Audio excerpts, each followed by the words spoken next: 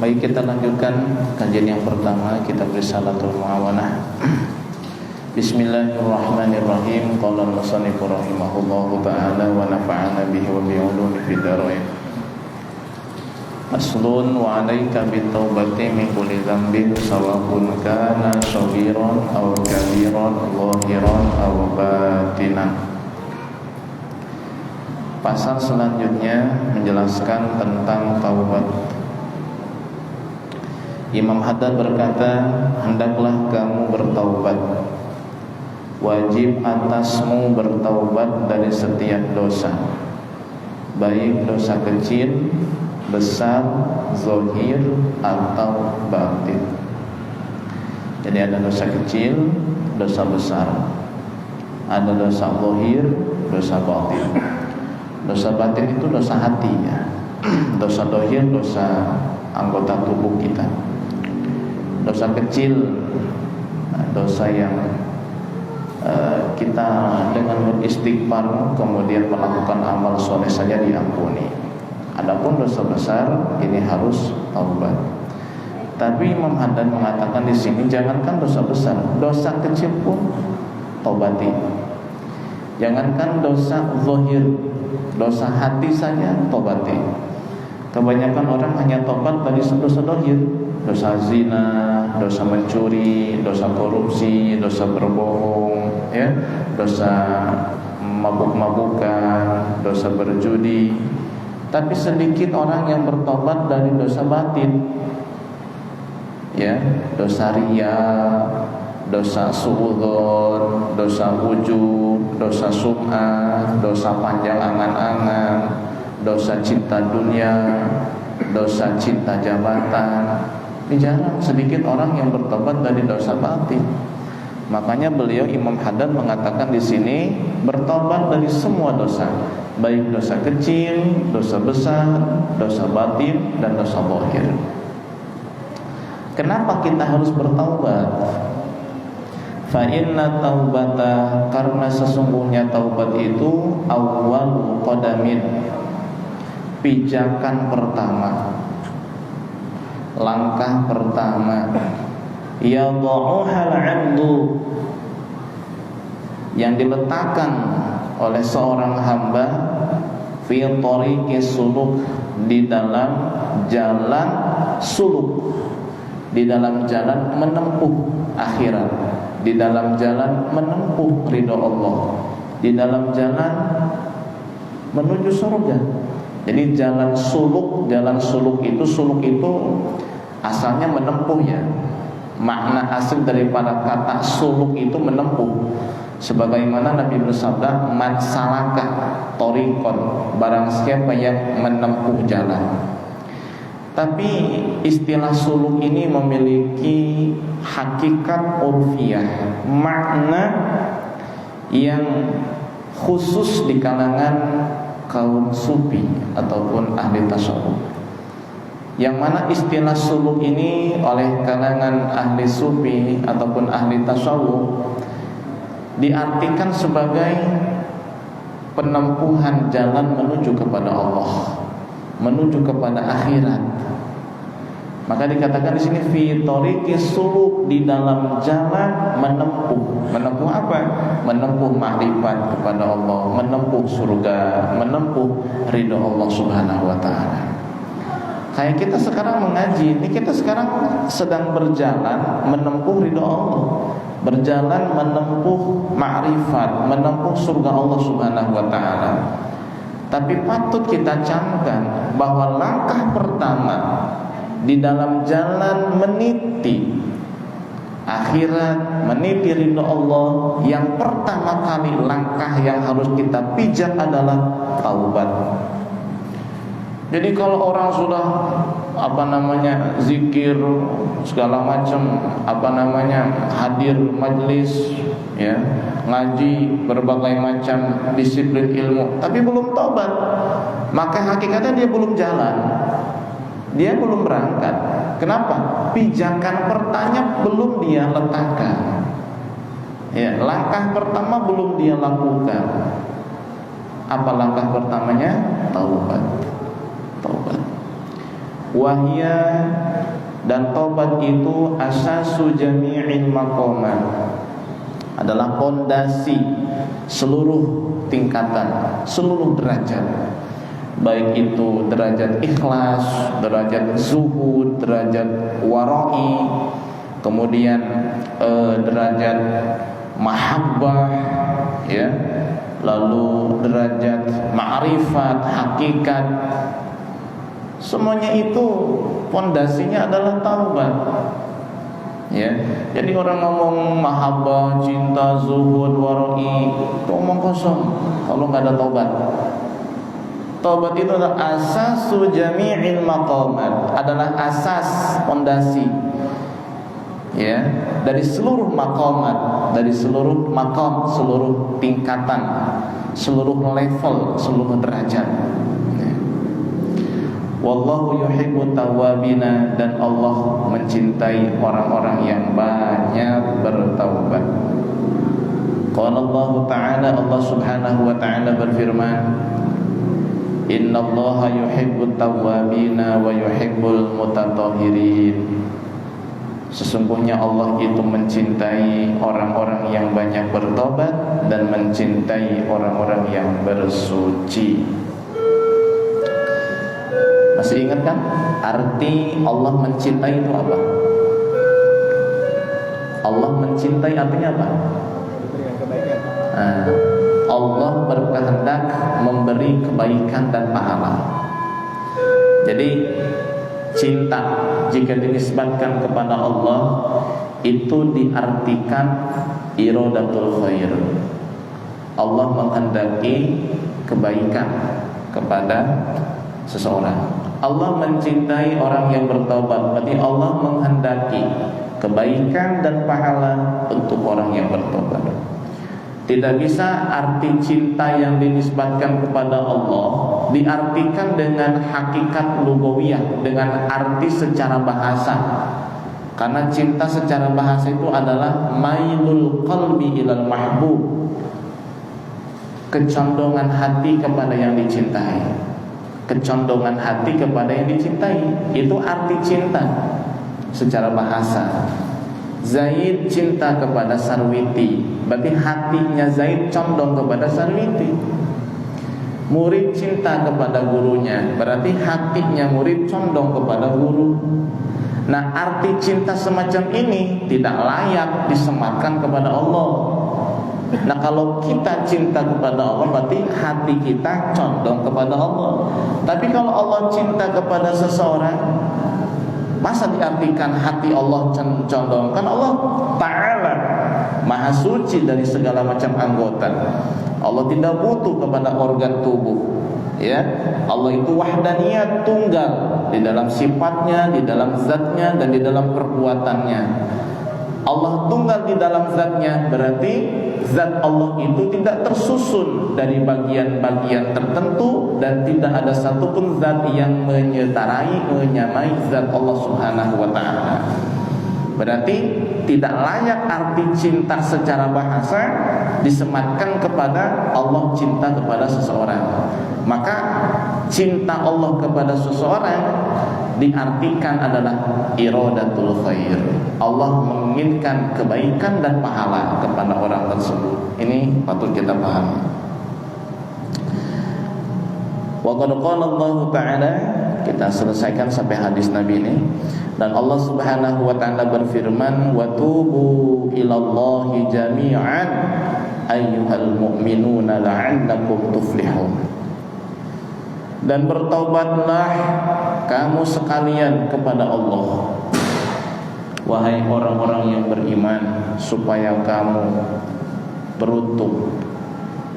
Kalau kita ingin untung, taubat.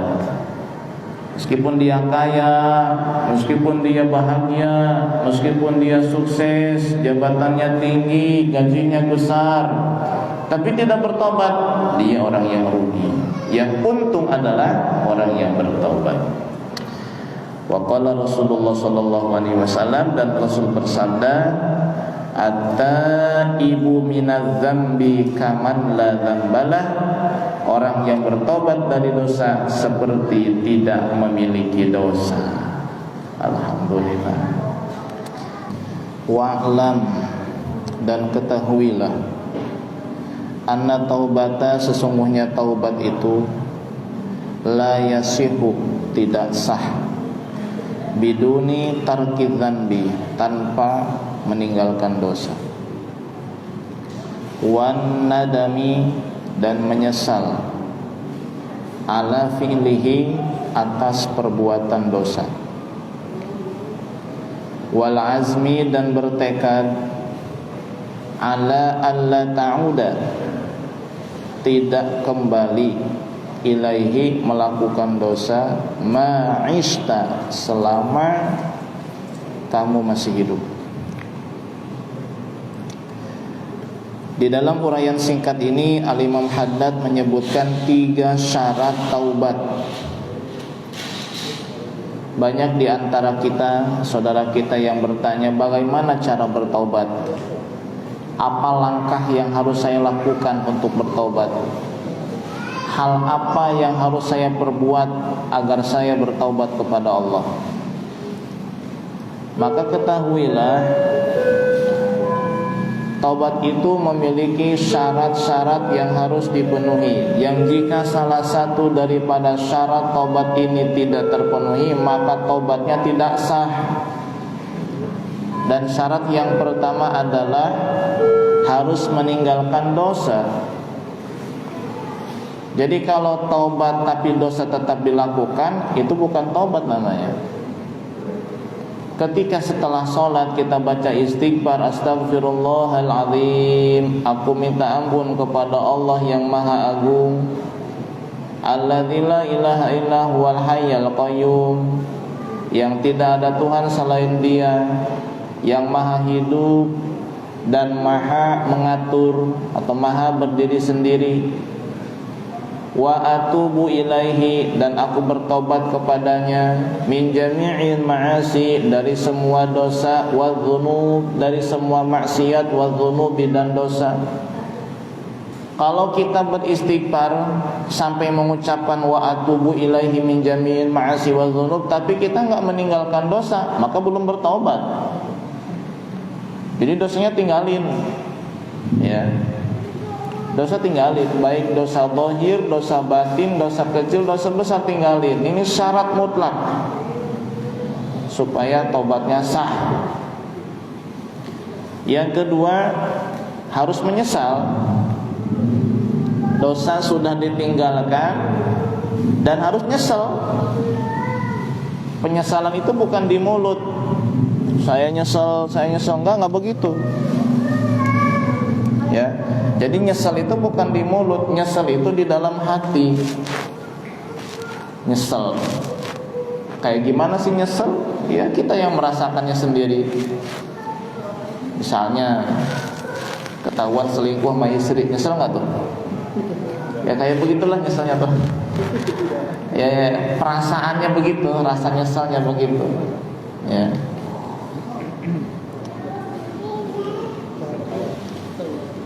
Dan harus bertekad tidak akan mengulangi dosa. Dosanya tinggalin, nyesel, lalu niat, bertekad, azam, tidak akan mengulangi dosa sampai kapanpun.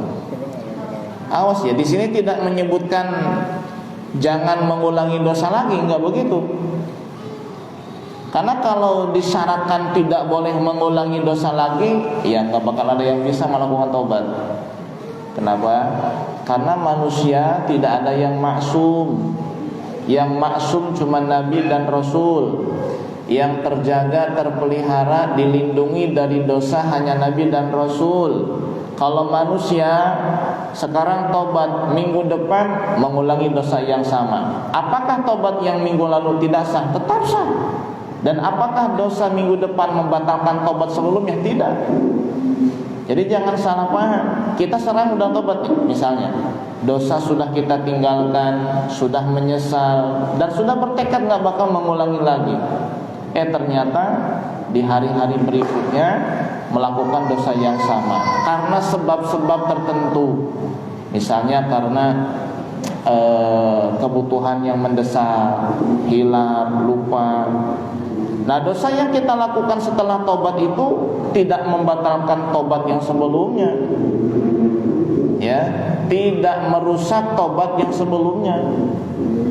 Anggap saja itu adalah dosa yang baru. Dosa yang kemarin sudah diampuni sama Allah, sesuai dengan hadis Nabi, at-taibu minadz-dzambi kaman la dzambalah. Seseorang yang bertobat dari dosa seperti tidak memiliki dosa. Seperti tidak memiliki dosa. Nah, jadi syarat tobat itu bukan tidak melakukan dosa lagi. Ya, syarat tobat itu apa? Berhenti dari melakukan dosa, menyesal dan bertekad tidak akan mengulangi lagi. Nah, kalau yang tiga ini semuanya sudah terpenuhi, maka dikatakan sah tobat kita. Hanya saja sah dan tidaknya tobat kita, tulus dan tidaknya, sungguh-sungguh benar atau tidaknya tobat seseorang itu ada cirinya. Jadi kalau kita mengatakan sah atau tidak tobat kita atau tobat seseorang, maka kita lihat syarat-syaratnya. Kalau tiga syarat ini sudah terpenuhi, maka dikatakan sah. Tapi kalau tiga syarat ini terpenuhi, lalu apakah sudah dikatakan taubat dengan sungguh-sungguh? Nah, ini kita harus lihat cirinya. Karena orang yang bertobat dengan benar-benar, dengan sungguh-sungguh itu ada cirinya. Apa saja cirinya? Kita lanjutkan. Walittaibis shadiqi, bagi orang yang taubat dengan sungguh-sungguh, dengan tulus, dengan benar.